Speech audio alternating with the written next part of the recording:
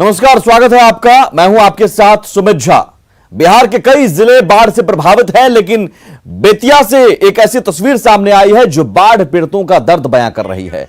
देखिए, बाढ़ के पानी में एक युवक बाइक सहित बह गया, लेकिन खुशनसीबी रही कि गांव के लोगों ने उसे देख लिया और काफी मशक्कत के बाद युवक को सुरक्षित बाहर निकाला। आप उसे देख सकते हैं कैसे तेज धार में एक युवक अपनी बाइक के साथ बह जाता है, लेकिन तभी उसने एक पेड़ का डाली पकड़ लिया, जिसके बाद ग्रामीणों ने युवक को बचा लिया रस्सी के सहारे खींचते हुए। देखिए, और इस तरह से उस युवक को बाहर निकाला गया।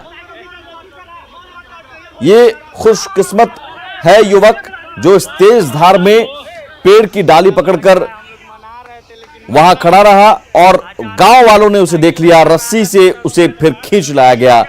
लेकिन कई लोग इस जल तांडव में फंसे हुए हैं और लगातार मौत का सामना कर रहे हैं। बेतिया से तस्वीर है जहां पानी की तेज धार में युवक बह गया, लेकिन खुशकिस्मती रही कि आगे जाकर पेड़ था, पेड़ की डाली उसने पकड़ ली और तुरंत गांव वालों ने उसे देख लिया और रस्सी से उसे बाहर खींच लिया। धार आप देख सकते हैं, पानी की धार कितनी तेज है, अंदाजा लगाना मुश्किल नहीं कि अगर वो पेड़ की डाली नहीं रहती तो क्या हो सकता था, गांव वाले नहीं रहते तो क्या हो सकता था। और इसलिए अपील भी है कि अगर तेज धार है तो वहां पर गाड़ी लेकर आप ना जाएं, कोशिश करें उस जगह से आप ऊंचे जगहों पर जाने की। और लड़का उसको रेस्क्यू ऑपरेशन, देखिए उनको लाठी पकड़ाया जा रहा है कि लाठी पकड़ के हम लोग खींच देंगे। ए होने ना कर जान, खींचने का कोशिश हो रहा है। देखिए वो बाहर आ रहा है, बाहर की तरफ आ रहा है। वो देखिए वो रेस्क्यू ऑपरेशन हो गया उनका। भाई कहाँ बा?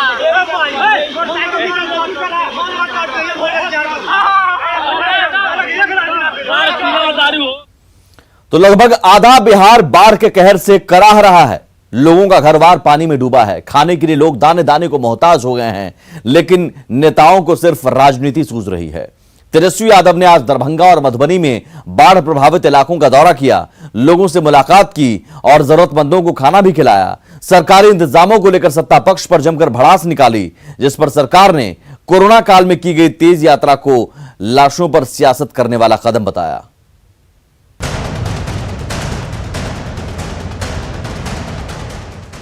बिहार बाढ़ से बेहाल है। प्रदेश का बड़ा इलाका पानी में डूब चुका है। सड़कों पर पानी है, खेतों में पानी है, जहां देखो बस बाढ़ ही बाढ़। सरकार जरूरतमंदों तक राहत पहुंचाने के काम में जुटी है, तो नेता प्रतिपक्ष तेजस्वी यादव को भी बाढ़ पीड़ितों की याद आ गई और निकल पड़े दरभंगा और मधुबनी जिलों के दौरे पर।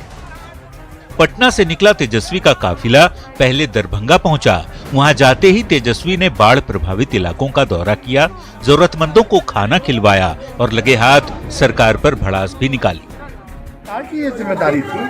अब रास्ते में बेचारे भूखे पेट हैं ये लोग, सरकार को खाना खिलाना चाहिए था, राशन देना चाहिए था। आपदी में जो नुकसान हुआ उसका बाकायदा जो है पैसा इन लोगों को आर्थिक रूप से मदद करना चाहिए था। कुछ लोगों का आपने खाना नहीं किया, तो खाना हम लोगों ने खिलवाया और नहीं खिलाते तो लोग भूखे मर जाते।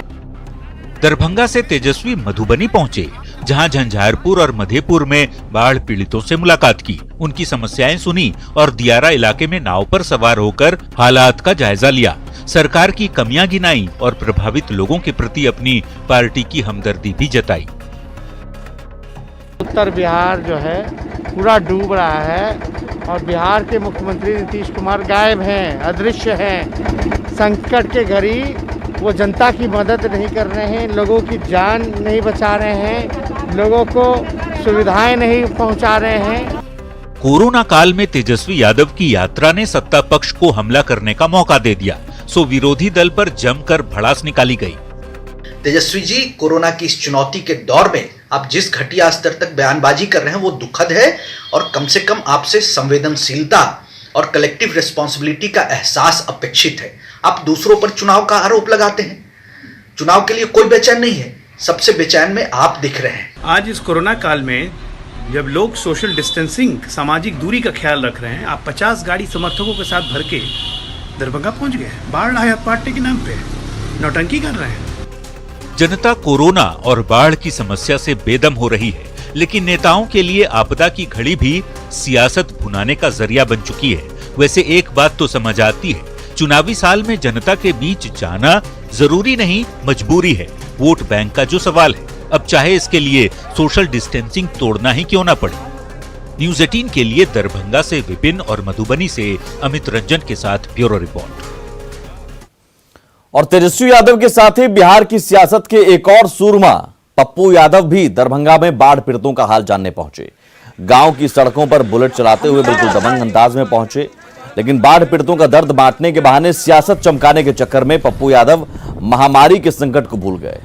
कुशेश्वर स्थान इलाके में घूमने के दौरान समर्थकों के साथ साथ खुद भी कोरोना के गाइडलाइंस की धज्जियां उड़ाई। तस्वीरों में आप साफ देख सकते हैं कि ना तो पप्पू यादव और ना ही उनके आगे पीछे चल रहे किसी और व्यक्ति ने मास्क लगाया था, ना चेहरे को गमछे से ही ढका था। ऐसे में सोशल डिस्टेंसिंग की तो उनसे उम्मीद ही बेमानी है। शायद पप्पू यादव को मालूम नहीं कि सियासत के चक्कर में पप्पू यादव संक्रमण के कितने बड़े संकट को दावत देकर आ गए हैं। 4 महीना 5 महीना जो पूरा का पूरा इलाका खाने तक की मुहताज हो जाता है, क्या कारण है कि आप 4 महीने का आप उसको राशन उपलब्ध नहीं कराते? सभी तरह के ऋण माफ करनी चाहिए थी, बिजली माफ करनी चाहिए थी, किसानों पर का जो लोन है उसको माफ करना, बाढ़ क्षेत्र घोषित करने की जरूरत थी। और इन सब के बीच संकट लगातार बरकरार है, या यूं कहें कि बढ़ता जा रहा है। ज्यादातर नदियां उफान पर है। कोसी और गंडक में इसका ज्यादा असर दिख रहा है। नदियां खतरे के निशान से ऊपर बह रही हैं। उत्तर बिहार के चंपारण, तिरहुत और मिथिलांचल के इलाकों में बाढ़ का संकट और गहरा गया है। बागमती, बूढ़ी गंडक, लखनदेई के साथ साथ अधवारा समूह की नदियां भी तबाही मचा रही हैं। नए इलाकों में पानी घुस रहा है। उत्तर और पूर्वी बिहार के गंडक और कोसी प्रभावित क्षेत्रों के निचले इलाके में बाढ़ से हालात गंभीर होते जा रहे हैं। राज्य के 9 जिलों में 200 से ज्यादा पंचायतों की 4 लाख से अधिक आबादी बाढ़ से प्रभावित हो चुकी है। सुपौल, बगहा, दरभंगा और अररिया की तस्वीरों को देखकर अंदाजा लगाया जा सकता है कि हालात कितने खराब हैं।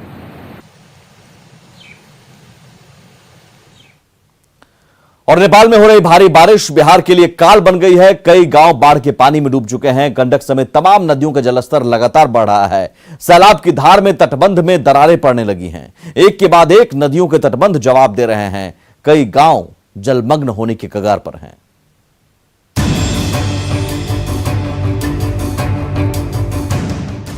पानी ने बिहार के तकरीबन 9 जिलों में तबाही मचा रखा है। नदियों के दबाव से बांधों का सबर टूटने लगा है। रक्सौल के तिलावे नदी पर बना बांध पानी की धार में बह गया, जिससे बंजरिया और सुगौली के दर्जनों गांवों में बाढ़ का पानी घुस चुका है। कई गांवों का संपर्क जिला मुख्यालय से टूट चुका है। इधर लगातार हो रही बारिश से उत्तर बिहार की तमाम नदियां खतरे के निशान से ऊपर बह रही हैं। मुजफ्फरपुर में बागमती नदी कटौंझा में लाल निशान को पार कर चुकी है, जबकि गंडक और बूढ़ी गंडक लाल निशान के बिल्कुल करीब पहुंच चुकी है। बांध के आसपास के इलाकों में पानी ने अपना डेरा बसा लिया है। और जो तटबंध के भीतर बसी आबादी है उसमें नदी का जो पानी है वो जाने लगा है। आप देख रहे हैं किस प्रकार घर हैं, जो फूस के घर हैं या फिर खपरेल के घर हैं, वो अब डूबने लगे हैं। और ये तटबंध के भीतर का इलाका है और महज लाल निशान से बूढ़ी गंडक 11 सेंटीमीटर नीचे बढ़ रही है। लेकिन कल जिस प्रकार रिकॉर्ड वर्षा दर्ज की गई है, 206 मिलीमीटर बारिश मुजफ्फरपुर में हुई है, इसके बाद बागमती नदी फिर से उफान पर है। बागमती नदी औराई के कटौंझा में फिलहाल खतरे के निशान से 1 मीटर ऊपर बढ़ रही है। नेपाल से सटे सीतामढ़ी में भारी बारिश के बाद बागमती और अधवारा समूह की नदियां खतरे के निशान से ऊपर बहने लगी हैं। सीतामढ़ी को सीधे नेपाल से जोड़ने वाली सड़क पर पानी का तेज बहाव जारी है। नेपाल के जल अधिग्रहण वाले इलाके में लगातार हो रही बारिश के कारण सीतामढ़ी के बागमती और अधवारा समूह की सभी नदियां फिलहाल खतरे के निशान से ऊपर है। आप तस्वीर देख सकते हैं, NH 104 का यह नजारा है और यहाँ बाढ़ के पानी का तेज बहाव जारी है। सड़कों पर बाढ़ का पानी बह रहा है और आवागमन पूरी तरीके से ठप पड़ा हुआ है। नेपाल से सटे अररिया के सिकटी में बाढ़ भयावह रूप लेता जा रहा है। नूना नदी में उफान से निचले इलाकों में पानी भर चुका है। तस्वीरों में आप साफ साफ देख सकते हैं कि पानी ने किस कदर सिकटी के गांव और बाजार पर कब्जा जमा रखा है। नूना नदी का पानी तेजी से इलाके में फैल रहा है।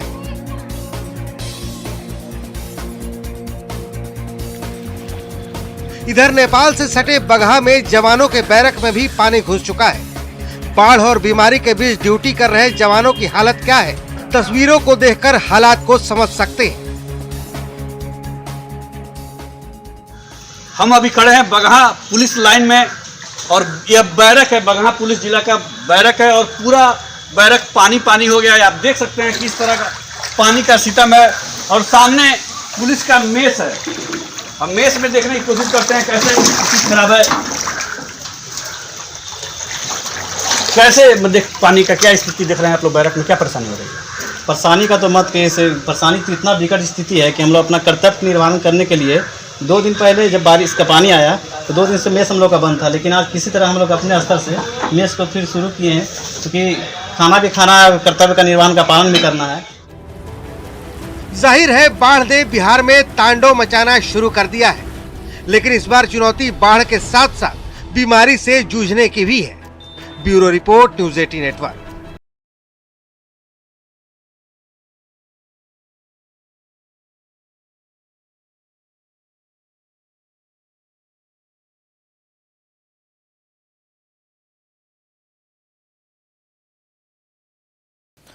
तो एक तरफ बिहार में बाढ़ और दूसरी तरफ कोरोना का कहर भी है। बिहार में कोरोना विस्फोटक शक्ल अख्तियार करता जा रहा है। बिहार में पिछले 24 घंटे में कोरोना से 10 मरीजों की मौत के साथ ही राज्य में कोरोना से मरने वालों की कुल संख्या बढ़कर 208 हो गई है।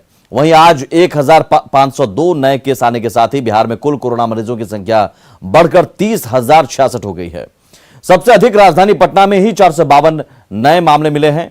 पिछले 24 घंटे में 10,159 सैंपल की जांच हुई है और राज्य में फिलहाल 9,981 एक्टिव केस हैं। इसके साथ ही बिहार में कोरोना रिकवरी रेट फिलहाल 66.11% हो गया है। और अब आपको पिछले 5 दिनों में कोरोना के आंकड़ों का ग्राफ दिखाते हैं, जिससे जाहिर होता है कि बिहार में कोरोना विस्फोटक स्थिति में पहुंच चुका है। 18 जुलाई को 1,667 नए मामले सामने आए थे। 19 जुलाई को 1,412 नए मामले सामने आए। 20 जुलाई को 1,076 नए केस सामने आए।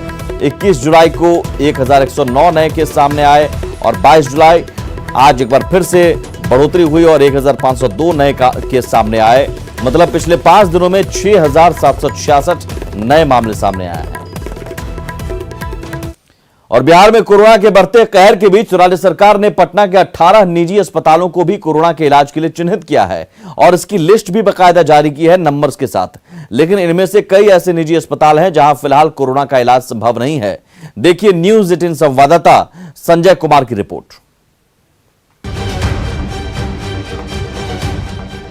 कोविड-19 के इलाज के लिए राजधानी पटना में 18 से अधिक हॉस्पिटल जो निजी हैं वो चिन्हित किए गए हैं और सरकार की तरफ से ये कहा गया है कि इन सभी हॉस्पिटल्स में जो कोविड-19 के पीड़ित मरीज हैं उनका इलाज किया जाएगा। फिलहाल ठीक हमारे पीछे मेडिवर्सल हॉस्पिटल है जिसे आप देखना चाहेंगे। इसी मेडिवर्सल हॉस्पिटल का नाम भी उस सूची में शामिल है, लेकिन यहाँ के डॉक्टर बता रहे हैं कि अभी फ़िलहाल इलाज संभव नहीं है, चूँकि ये नया हॉस्पिटल है। यहाँ भी तैयारी अंतिम चरण में है और अगस्त महीने से ही इस हॉस्पिटल में इलाज शुरू हो पाएगा।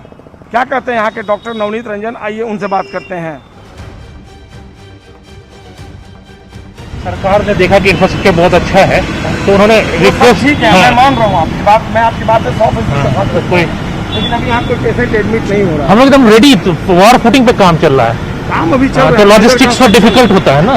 मैं समझ रहा हूँ आपकी बात से, मैं 100% इत्तेफाक करता हूँ आपके साथ हूँ। ये सरकार ने अभी दे दिया, जबकि यहाँ 1 सप्ताह 10 दिन बाद देना चाहिए था, इसलिए मैंने ये नहीं, तो सरकार को सारी बात पता है। सरकार हम लोग को हेल्प कर रही है और हम लोग भी हेल्प कर रहे हैं। ये तो क्राइसिस सिचुएशन है ना, तो इसमें मान लीजिए कि हम लोग को कोरोना के साथ साथ बाकी पेशेंट का भी लेना है केयर, अभी तो दोनों का केयर करना है। सरकार ने ये अचानक जो डिसीजन लिया है, मेरी राय में बहुत कम अस्पताल हैं जहां पर अलग अलग जो है उन लोगों को कोविड नॉन कोविड रोगियों को, अगर आपने टोटल अस्पताल तो लिया नहीं, सबसे बढ़िया उपाय था कि कुछ अच्छे अस्पतालों को टोटल ले लेते इन टोटलिटी और कुछ अस्पतालों को छोड़ देते। वो तो उनको तो कोई नुकसान इससे नहीं था कोविड में।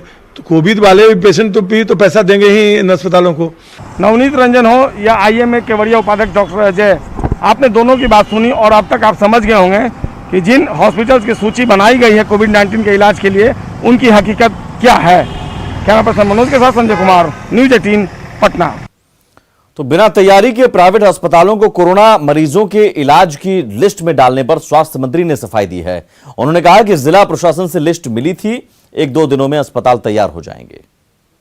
ताकि जिलाधिकारी और जिला प्रशासन ने ऐसे कुछ एक अस्पतालों को चिन्हित किया है और उन अस्पतालों को निर्देशित किया है कि आपके यहाँ कोरोना मरीजों का इलाज किया जाएगा और कितने कितने बेड आरक्षित होंगे। इस संबंध में अस्पताल को सूचित किया है जिला प्रशासन ने।